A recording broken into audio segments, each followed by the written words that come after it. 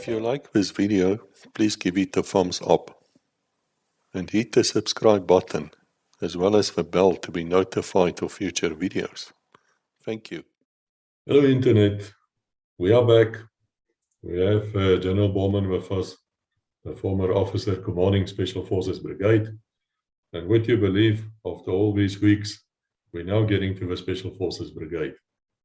And I do not regret the previous episodes at all. I think they were wonderful. I thank you for your support. Sir, thank you for all your time you spent with us. We are really grateful to you. And now we're at the phase in your career which you said to me was the most rewarding. First, good afternoon. Yes, it was really the icing on the cake and absolute privilege to command these people. Now, I started in January 1995 for 4 years as officer commanding, general officer commanding of Special Forces Brigade. Now, remember, this was just after the election, April 94. And before I go into all the gory details and things and problems that we had and opportunities that we had, I must tell you a story that happened in Sector 10. And to start with a humoristic story, I don't tell jokes, I tell the truth, or try and tell the truth. It happened with a visit of General Constant Viljoen, then Chief of the Defence Force, General Gleeson, the General in charge of all operations, and General Jannie Geldenhuys, Chief of the Army. So it was a very high-powered visit, and they visited Sector 10. And that evening, around the table, during supper, Brigadier Barnos told them tomorrow morning at 7 o'clock there will be breakfast, and the breakfast will be eggs and bacon and nice toast and nice coffee for them to return to Pretoria the next day from Ondangwa. And he had a catering officer there called Frankie, a lieutenant who studied in the hotel management, and Frankie was in charge to compile this breakfast, and it was very well advertised by the mouth of Brigadier Barnos. He's a precise man. And early that morning, about 5 o'clock, Witko Barnos was there looking for Frankie. Frankie was gone, missing in action. 6 o'clock came, Frankie is gone with the keys, nobody in the kitchen. And the search party was sent to get him. Frankie was missed in action. Now the heckling started with the generals. He said, yeah, well, we'll go to the Air Force. Perhaps we'll get some breakfast there. Or perhaps on the aircraft back, we will get something to eat. But it seems to me you can't even organize a breakfast. And so they got into the vehicles, the convoy, and they went to Ondangwa. There they got coffee from Colonel de Villiers, the officer commanding of the Air Force. And the generals got in their aircraft and they left for Pretoria. Always still hacking Brigadier Barnos. The three generals were not even in the aircraft when he phoned from movements at Ondangwa to the ops room. And I was the unlucky one to receive this call. And he said, "Where is Frankie?" I said to him, "Sorry, sir, that's not my job. It is your duty to go and get Frankie." And he told me the story about Frankie, but we heard it. We heard this fiasco about the breakfast. Everybody knows about this big story. Frankie was found, and he was brought to the office salon. And as he passed all the call signs on the route from Ondangwa to Oshikati reported, "The blue stanza just passed now. The blue stanza is on his way. The blue stanza just passed us now." So we, minute to minute, we had a commentary where this man is, because Frankie was a difficult guy, and I think he needed hiding. But in any case, the blue stanza stopped at his normal place in front of the headquarters. He didn't even close the doors. and he ran into the HQ, and he shouted, "Frankie, Frankie, where are you?" We sort of behind Frankie pushed him inside and went into the office, and he started rowing with old Frankie, and we just heard a hell of a bang, and out came Frankie running away. What had happened?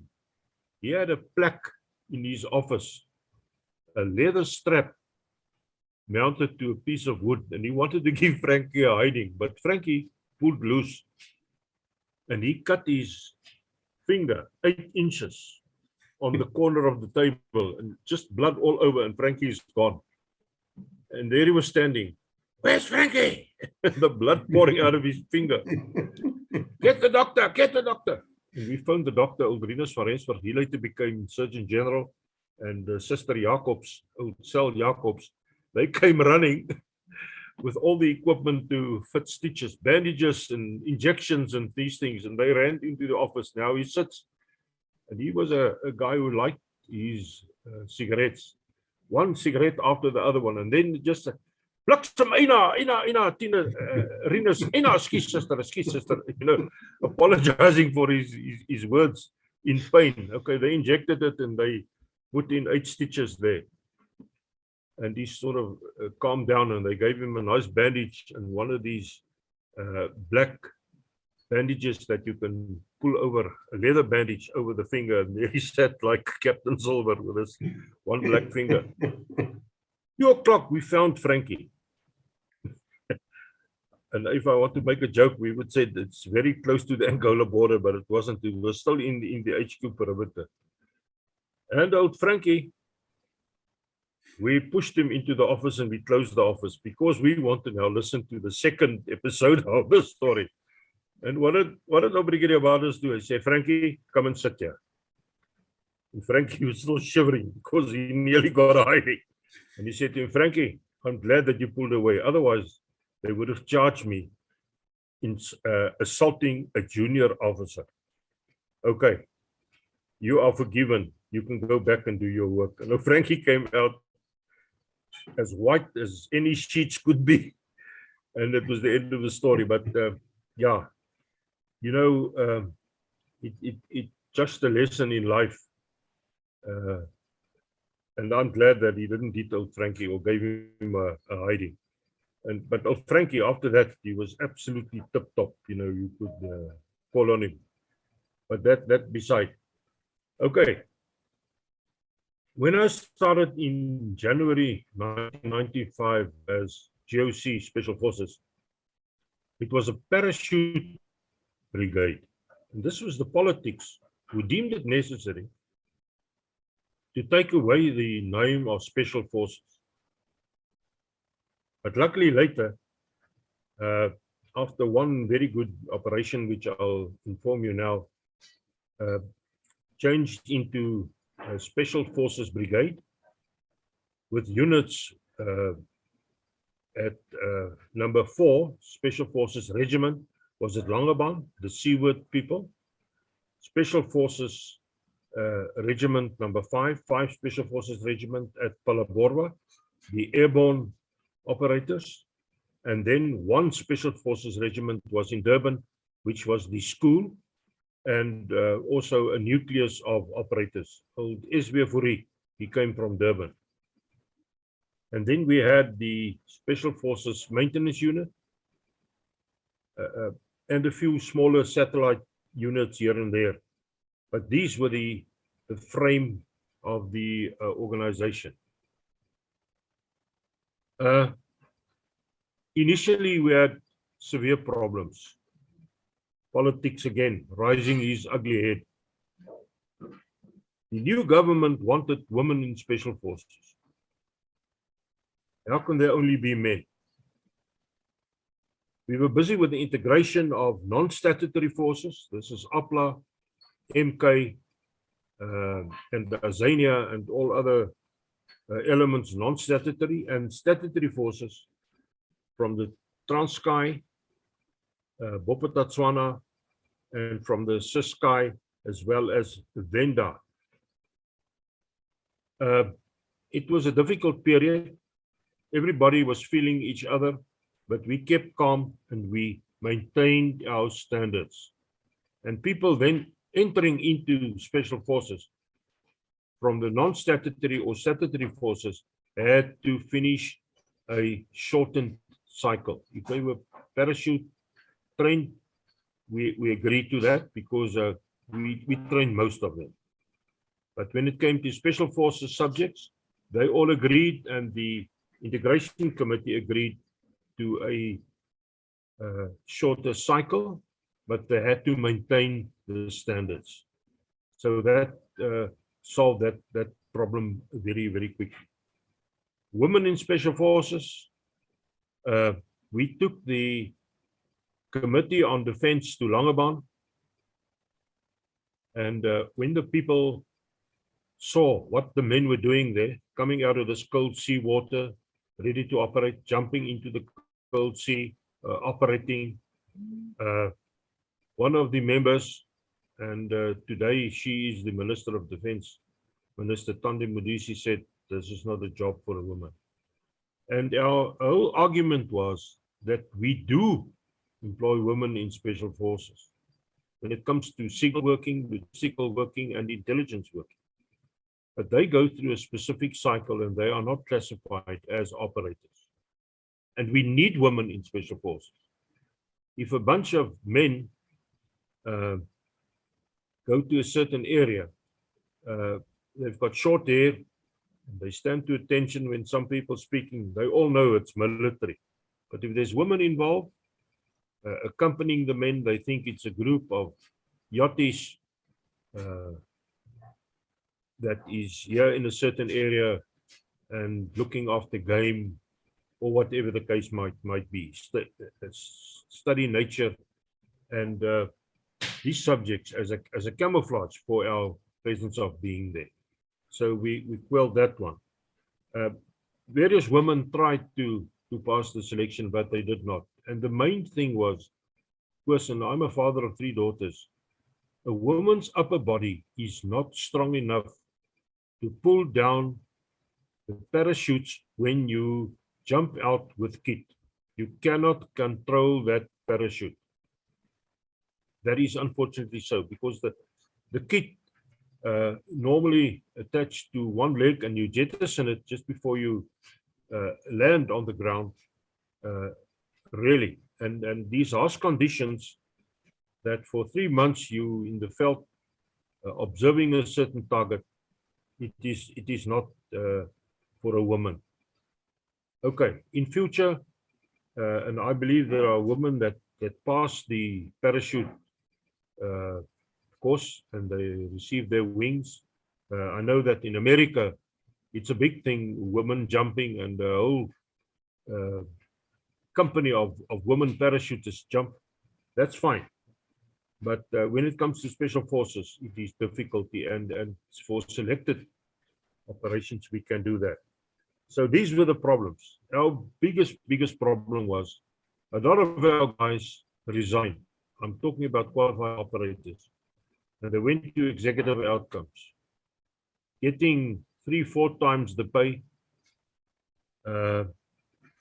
We spoke to the SAS in Britain, and they said they had the same problem.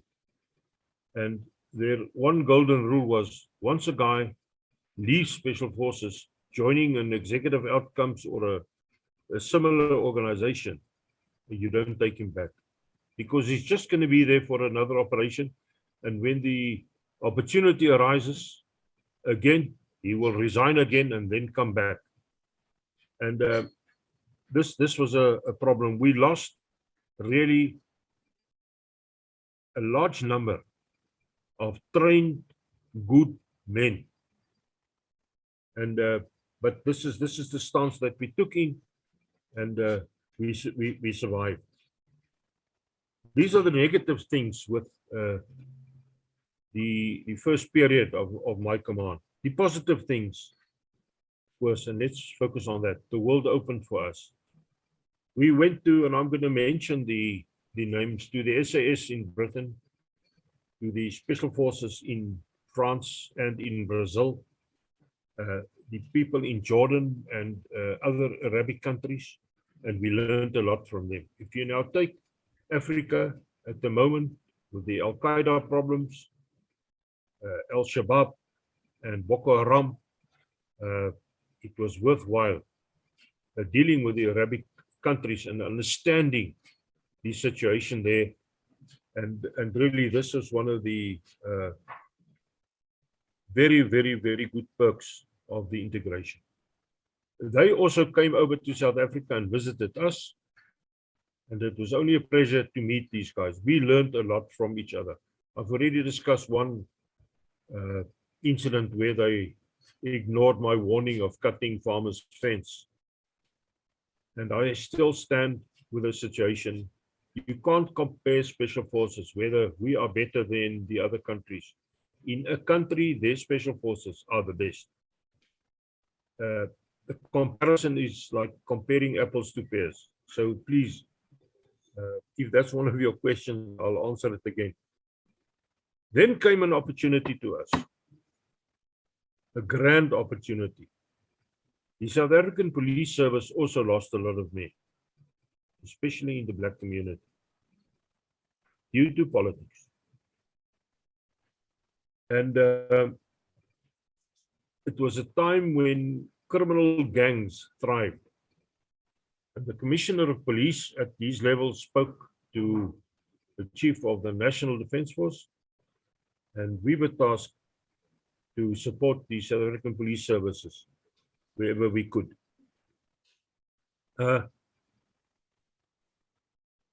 In the beginning, we were feeling each other, but once the successes started rolling in, we couldn't keep up.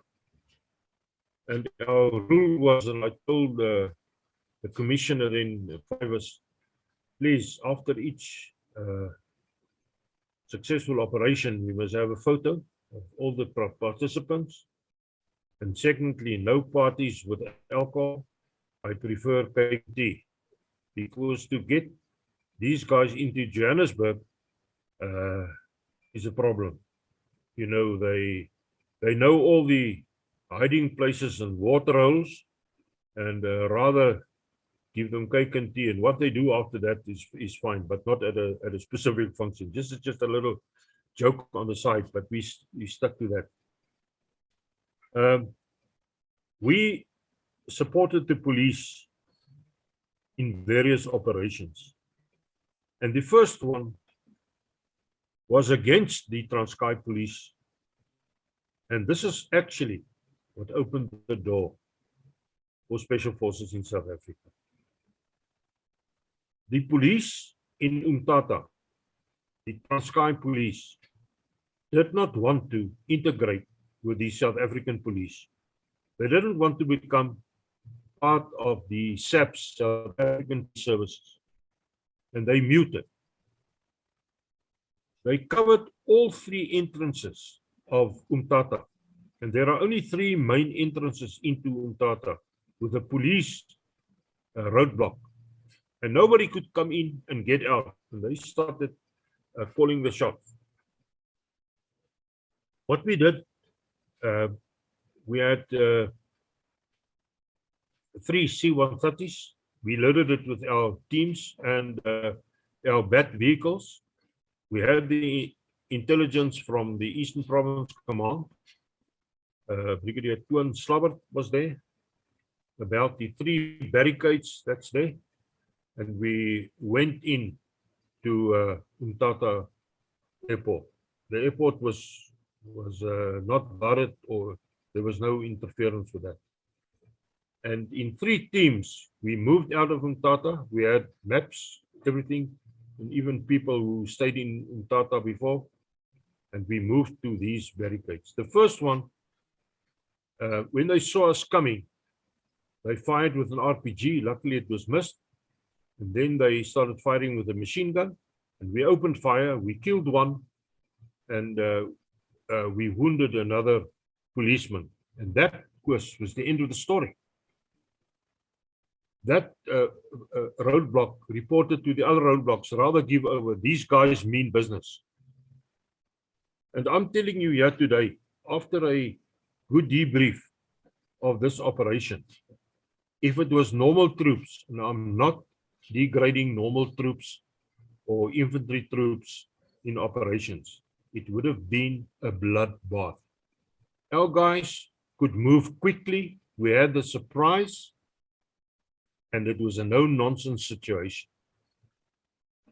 It was not nice to go to the High Court in Mthatha for the inquiry that followed, but we were squeaky clean out of that inquiry, and that's that.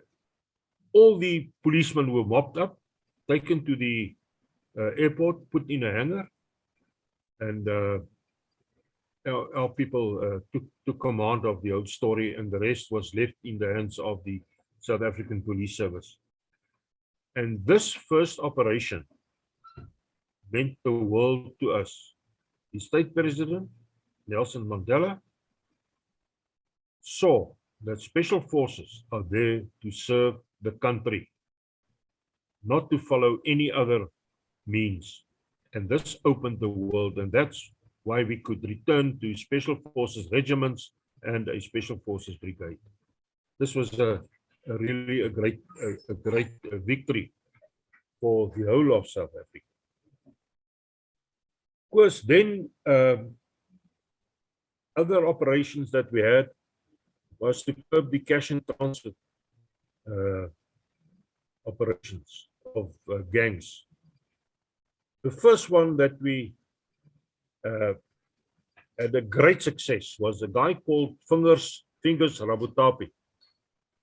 He executed himself about 14 cash and transits where he was in charge.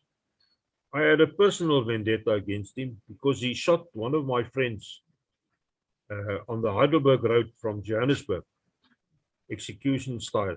The guy thought it was a road accident and he wanted to render his help. He was shot by Rabutapi. We went after him with good intelligence, of course, with a police team. And he had the habit of going to a brothel in Mamelodi once a while. We warned the madame in the brothel. We fixed a cell phone in the toilet. All she had to do was just to press a button that he's there. We followed him. We didn't do a hot pursuit on him. And we got the phone call that he's in the brothel. The madame went to the toilet. She pressed the button and we went in and we arrested him. You know what he did? This man, he wetted his pants. And he said when we handed him over to the police, he said, hey, these guys, they're difficult people. He was taken by the police to show them money that was stashed away and weapons, and he hauled a pistol out and he was shot by the police. We were not involved in that story, but that was a clear-cut story. The end of Fingers Rabutapi. The next guy was a man called Mr. Chauke. With the support of us, he was later arrested.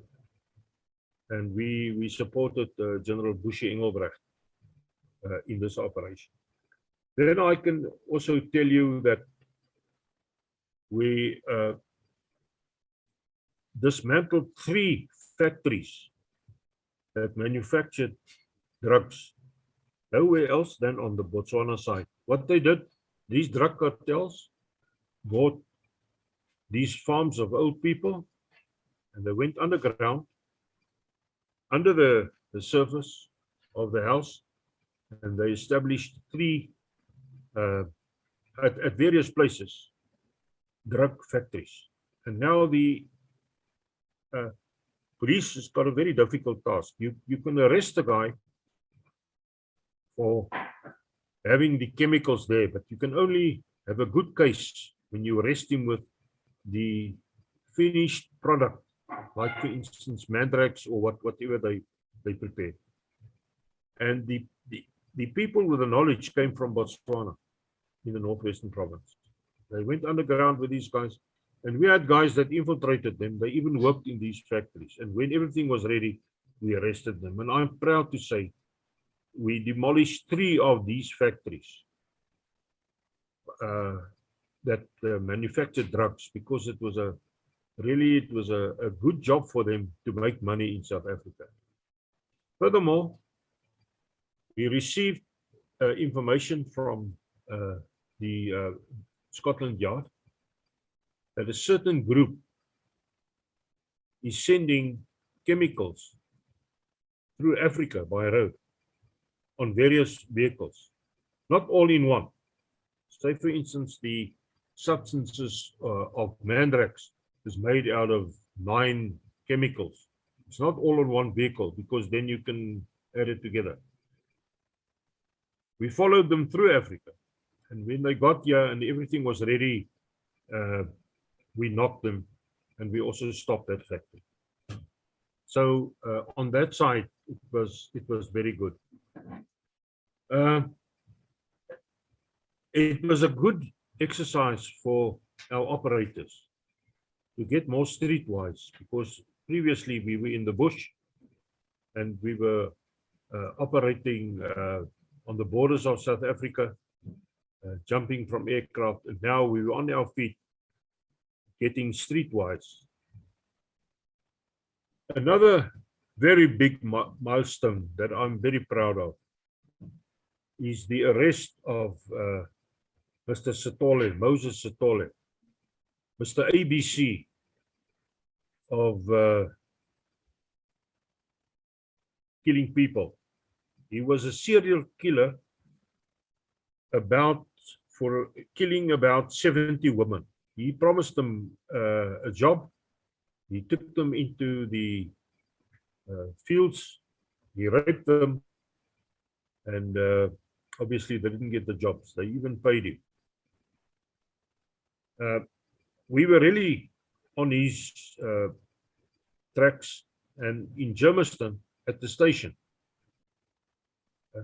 we just missed him. He was busy with a phone call of his next victim.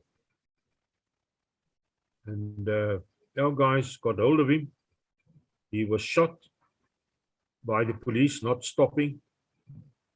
Luckily, one of our guys, a major, I'm not going to mention his name, he was qualified in first aid. He saved his life there, and also found out that he was HIV positive. No wonder all the deeds that he did to these women. He was sentenced, the biggest sentence ever in South Africa, for murder. I'm proud that we could be part of this operation, that we could stop this innocent killings of absolute innocent women, not innocent killings, killings of women. So this was another operation. An operation that was a very difficult one was in Mabatu. That day, 3 right-wing groups went into Mabatu. The one under General Constant Viljoen, he was now retired and being a politician. The other under the command of the late Eugene Ter Blanche. The other group was a group under a certain Mr. Wilco Bekes. They went there to support President Mangope. On the other hand, about 4 to 6 buses full of MK guys that were not involved in the processes of integration also moved in there. And this was a breeding ground for a very, very, very, very big problem. General Meyrung was overall in charge there. And what happened there? There was a lot of shooting. Innocent people lost their lives. And General Meyrung said to us that we must take the right-wing guys that were in vehicles, cars and everything out of the town to get rid of the big problem that was brewing there. At first they chanted that they not going with these black troops, but once they saw them, they got in their vehicles and we escorted them out of Umtata. Luckily, we were not involved or near the shooting of the 3 men that was killed by that Bophuthatswana policeman. We did not see that, and we were not involved in that situation. This was a very touch and go situation. Having a very, very good bloodbath there. And I'm proud to say that the presence of the Special Forces was paramount to defuse the situation. So we are very proud of what we did and supported the police force. I remember in one instance we had to address the Standing Committee on Defence in Cape Town at the Parliament. And Mr. Tony Ngeni was the chairman, and Winnie Mandela was also one of the members. I had a seat next to her. And I had my people there. They told them what happened at those operations. I didn't do, I gave the introduction. There were 2 women soldiers that told them what they do as women in Special Forces. The one came from the Ciskei and the other from the Transkei. And I had my operators telling them what they do. The one major told them he was at Umtata, what happened there.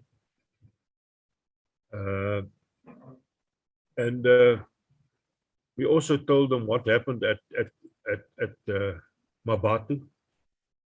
And while he was explaining the situation at Mabatu, Winnie Mandela tapped me on my leg and said, "Why do you always pick on our people?" I said to her, "Wait a bit, Mrs. Mandela, you'll hear the full story."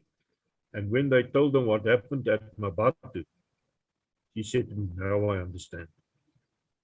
So the people spoke. It was all the truth.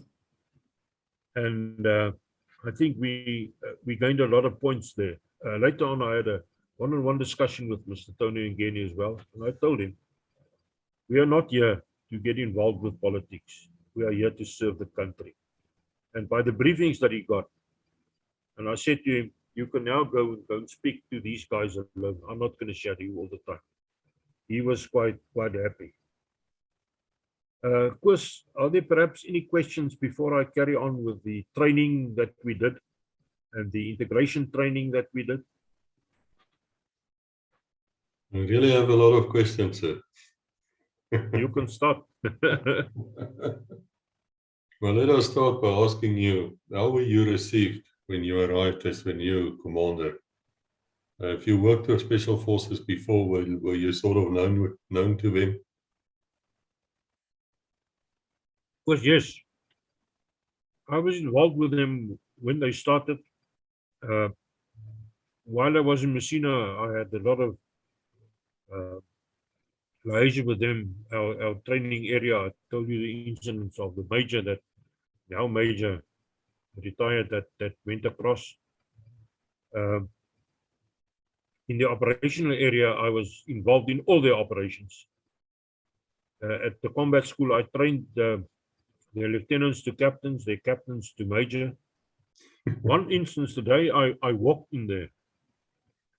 And remember, while the guys were at Madimbu, they came to the town quite often.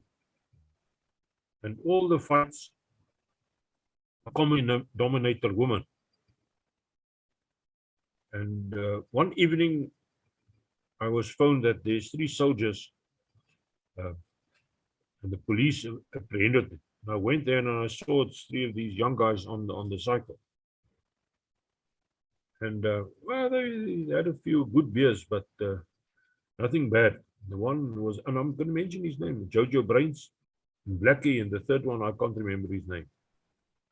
And the first day I moved into Special Forces ops room to take over, I saw this the Brain, and he saw me And he said, "Oh, here's trouble." And I said to him, "Come here. You are forgiven. Carry on." No, I was received well. I knew most of them. They knew of me, and it was good guys that I had to work with. I think you've answered the next question sort of already, because special forces are really never at peace. They're always doing something in the background which is politically very, very sensitive and secretive.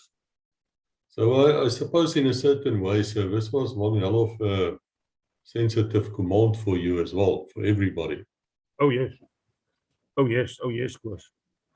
I had a free entrance to the chief of the army and to General Meyer. I just had to phone whether he's there. I didn't make appointments, and I just went in there. I remember the first day I reported to General Meyer and he congratulated me on the appointment, and he said, "There's a few things that you must do for me." I said, "Yes, General, what is it?" He said, and he mentioned the cricketer's name. He said, "Get him out of the cricket team. And this chap coaching the Springbok rugby team, get rid of him." I said, "I'll do that immediately." No, it was just a joke. Nothing against the people. I'm not mentioning names. People can think what they want. Because in 1995, they can think of the slow batter that was always the opening batsman. No, it was a very sensitive post. You worked with absolutely top secret things, and but luckily I had very good staff, and you worked with the best of the best. They executed their jobs. Really, we worked a lot with the police service, but I had only two rules. There's always a policeman with the soldiers to look after the police work. We are supporting the police. We don't do things on our own.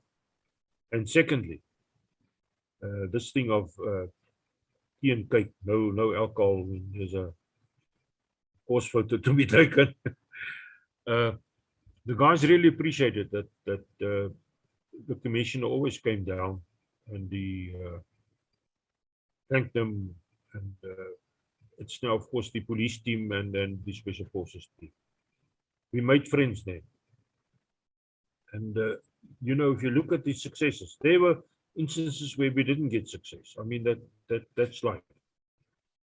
But they were really very good successes. And then the outstanding one was the Umtata, can I say, siege that we broke down. And that opened the doors for Special Forces. I want to go back a little bit, sir. And I don't know if you have an answer for this. But generals were not that safe in those days. Because the clerk, FV, did get rid of a few generals just before this. I think they were either fired or told to resign or something, or went on pension. Have you ever felt threatened under the new command of Mr. Mandela that if something goes wrong, you would be expected to resign? No, of course, not at all. Not at all. In the years I was there as General Officer Commanding, I never felt that. I never felt that my position was in jeopardy. Really.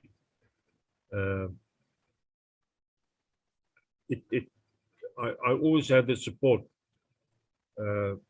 of my seniors. And remember one thing that I said on previous programs: if operations were carried out internally, the Chief of the National Defence Force had to report to Mr. Modise, the Minister of Defence. And once it is outside the borders of South Africa, they had to report to the state president itself. And they knew what was going on. I absolutely knew what was going on. Because No, it was totally a different environment. So, I mean, for the first time, you people were operating inside South Africa, and I presume on civilian clothes when you were working with the police. Yes. Civilian clothes. It was new ground for us. And you know what, was this came in handy during peacekeeping operations in Africa. And now the situation in Mozambique. Really, we benefited from doing this. It's a new world that opened to us. And our guys got streetwise. We were bushwise, but not streetwise. We could do urban operations. There's a difference between streetwise and urban operations. Fighting in built-up areas and combating riots and this type of thing, which is not a special forces task to curb riots. But we became streetwise.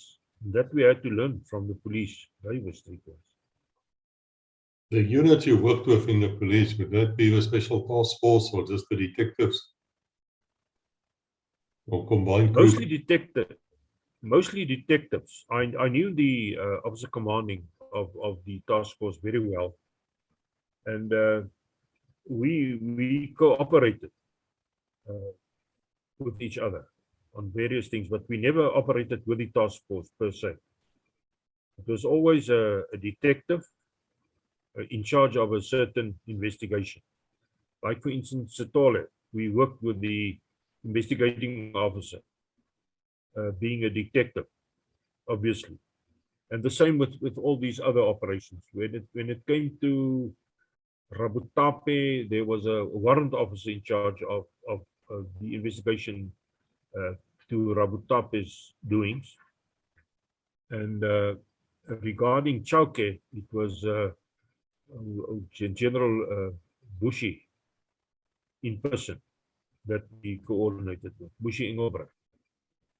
But yes, we did exercises with the task force, but no operations with them. Not in my time. I will mention again here. I'm sorry, so I interrupted you. I'm going to be very open with you. There was one very senior police officer that didn't want us to cooperate. I don't know why. I'm not going to mention his name. And I just said to the commander of the task force, we will operate when it deems necessary. We can carry on. And I will help you where I can. You can help me where you can. But I didn't want to get him into trouble career-wise. It's not worth it. I had a row with this one person one day, and I just thought it's not worth it. It's not worth it speaking to the guy. He had issues. And we kept, and this is perhaps the answer, we kept a very low profile when it came to these operations. I think I'm the first one now ever to tell you about these operations. And there were many, but I'm just highlighting some of them.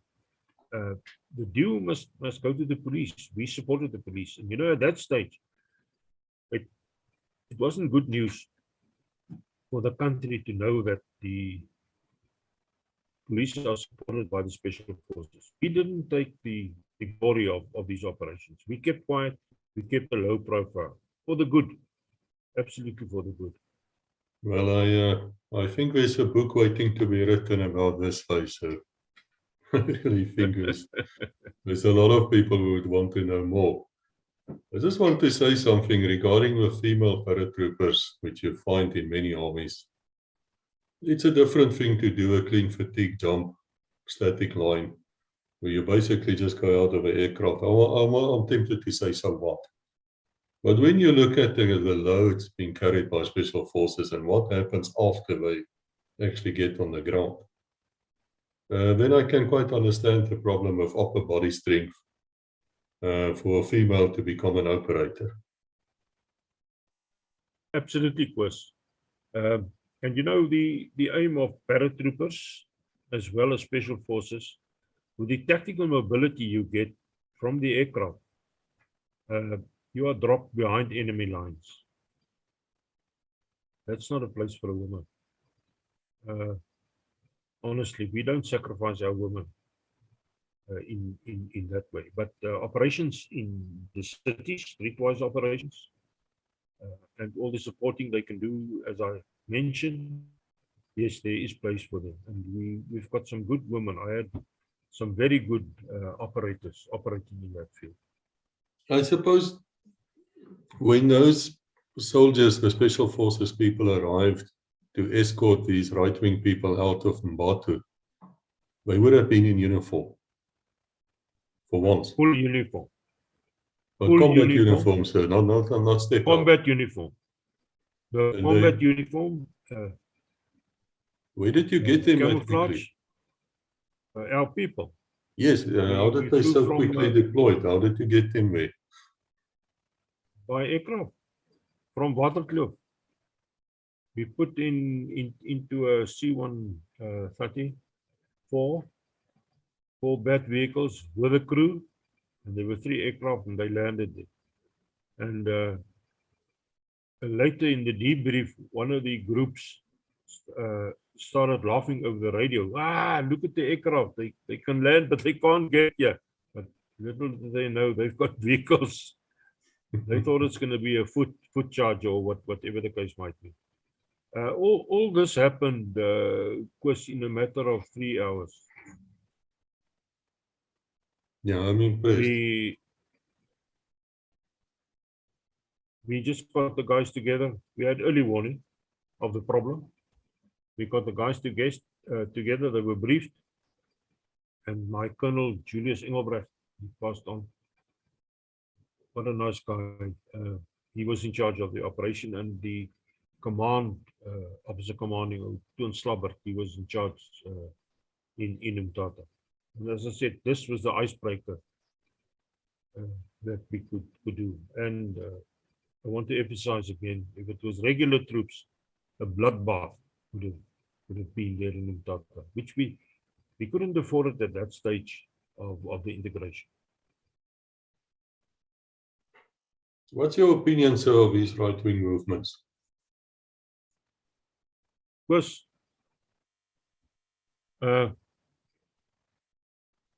at Mthatha, I saw the diversity of them. They don't stand together. Everyone can decide where he wants to attach himself or support wherever he wants to be. That's his own free will. But really, it's going to do us no good. We must protect our homesteads, and our townships, and our working places, and that's it. But not in an offensive role. I mean, what did the AWB do? They are still there, but yeah, it's a very difficult situation. As a retired soldier, I cannot see myself operating with these people. We might feel the same about certain things, about our country, and so forth, but I'm not one for the right wing, and even in politics, a right wing politician in South Africa here today. If you take the ANC, they've got a right wing in the ANC at the moment. It's difficult to explain what is left and what is right, but they to the right side, the wrong side of the political sphere, and we must rather unite. And I think time will come then all these organizations will unite. Each one has got a place, but I think we must have a central command at the top controlling the efforts of this type of. But it's my people, it's our people. I've got nothing against anybody joining any organization. We've got the Suidlanders We've got the Legion. Honestly, I don't know about the AWB. There's the Bitter Enders, and various organizations. I think they must stand together and do the right thing within the law. That is the main thing. Well, it's a political solution.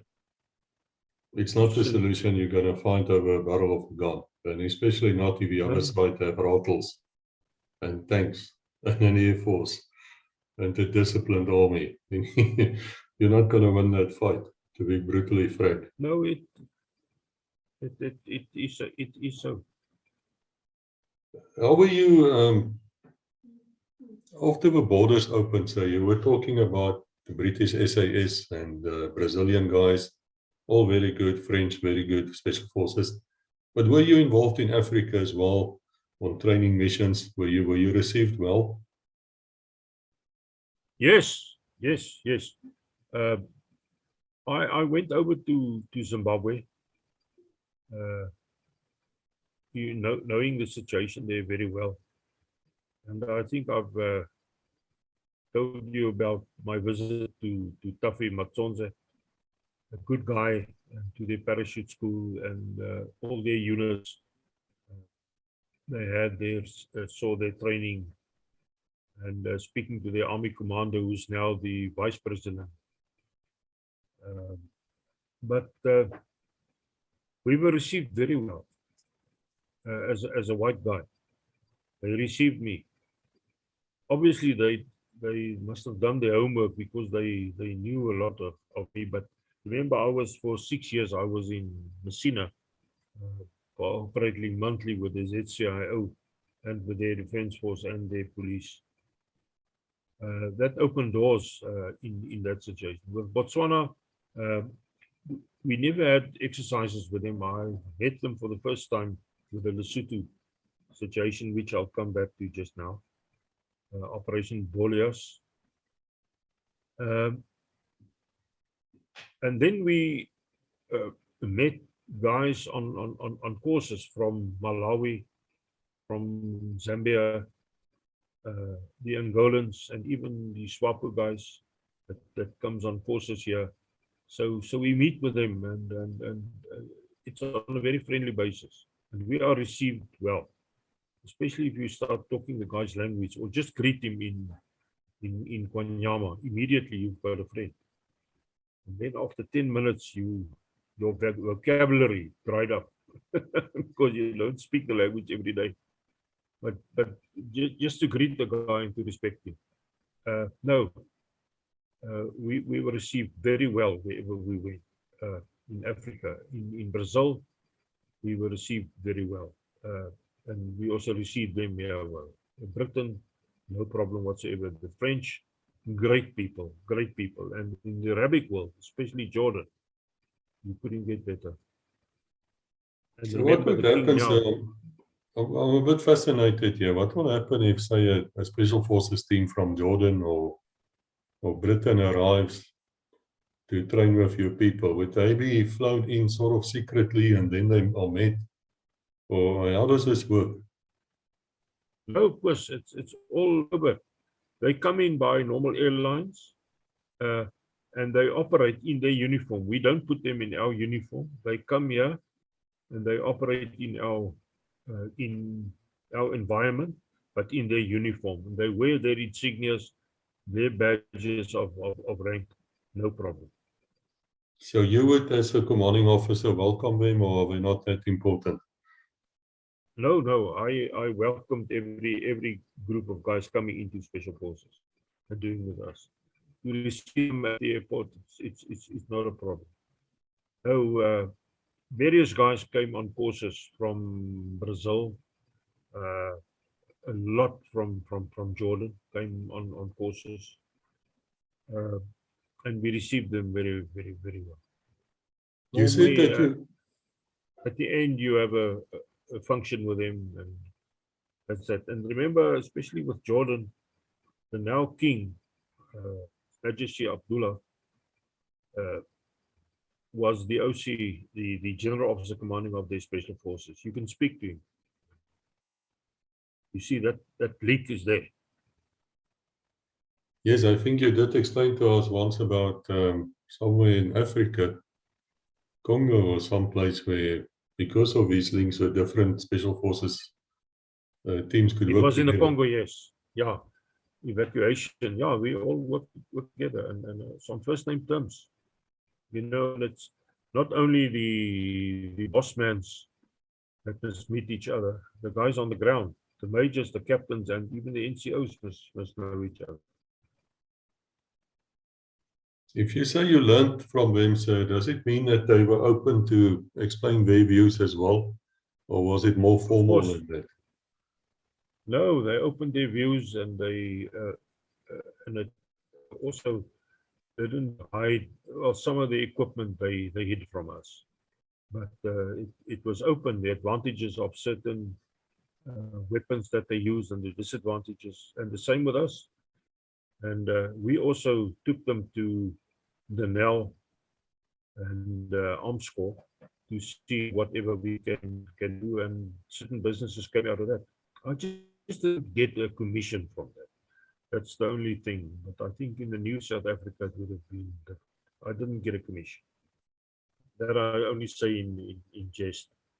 No, because they also showed us their various arms industries, what they can deliver, especially when it comes to special forces equipment. They and you don't have to reinvent the wheel. It's something that's there that you can buy and you can purchase. You will recall, sir, that after the Second Anglo-Boer War, the returning Boers had to take the oath of loyalty towards the Queen. And a lot of them refused. Now I have to ask you, were any such oath ever expected from you, so the serving soldiers who just went forward into the new South Africa? Did you have to retake an oath? Not at all. No oath, nothing. We just went on, carried on with our careers. A lot of guys left. And there was never pressure that we've got to take an oath to the new government. And you know, of course, as soldiers, I think that was emphasis in all our training. We had to serve the government of the day. We might have our own political views, but we are here to serve the government of the day. That was the stance. We never had problems. Well, General, that was fascinating. I must tell you, if ever there's a book out on this, I will be the first one to buy it. It's a time of our history which we really know very little about. We've heard some rumors, of course, but we didn't know. And I thank you for telling us. Makes me proud. Makes me proud of the Army in general as well, assisting the police. And now I want to say to the rest of you listening here, you're all welcome. You were not unimportant. A lot of you were writing me letters. I always reply. So just go look at your spam box. You might be surprised. There might be a letter from me which you didn't know about. Until we meet again, God bless.